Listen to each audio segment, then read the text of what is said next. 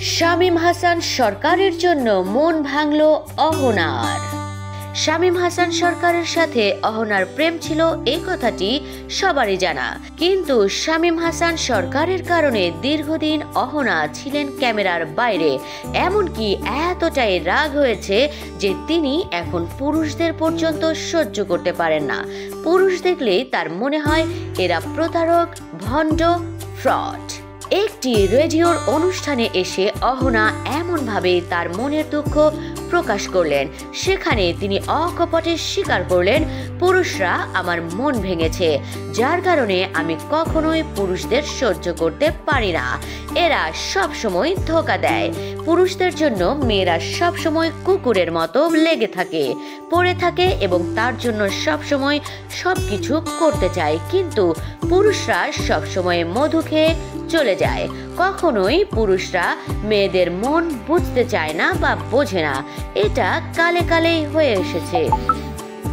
ঠিক তেমন করেই আমারও মন ভেঙেছে। আমি আর পুরুষদের সহ্য করতে পারি না। কোনো প্রেম কিংবা সংসার করার ইচ্ছে একেবারেই নেই আমার। এদিকে অহনা তার এই অনুষ্ঠানে আরো শেয়ার করেন, শুধুমাত্র ছেলেরা যে এসব করে তা নয়, মেয়েদেরও অনেক ত্রুটি থাকে। যেমন অনেকদিন বিরতি দিয়ে নাটকে ফেরার পর দেখা গেল অনেক নায়িকাই শুধুমাত্র প্রেম প্রেম ভাব দিয়ে ডিরেক্টরের সাথে বিভিন্ন নাটক ভাগিয়ে নেয়। তাদের কাছে প্রফেশনাল নয়, বরং চোখের চাহনিটাই দেখেছি ডিরেক্টরের প্রতি ভালোবাসা নিয়ে।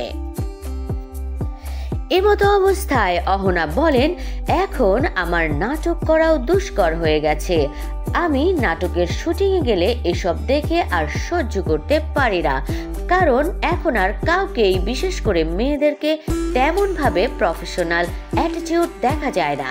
শুধু তারা প্রেম করতে চায় এবং টিকে থাকতে চায়। তাদের মধ্যে অন্য ধরনের একটা লেনদেন সম্পর্ক দেখা যায়। ডিরেক্টর কিংবা নায়িকার সাথে কোনো গিভ অ্যান্ড টেকের ব্যাপার তো অবশ্যই থাকে, যার কারণে এখন আর নাটক করতেও ভয় লাগে আমার। বন্ধুরা, অহনার এমন মন্তব্যকে আপনারা কিভাবে দেখছেন আমাদের কমেন্ট বক্সে জানিয়ে দিন।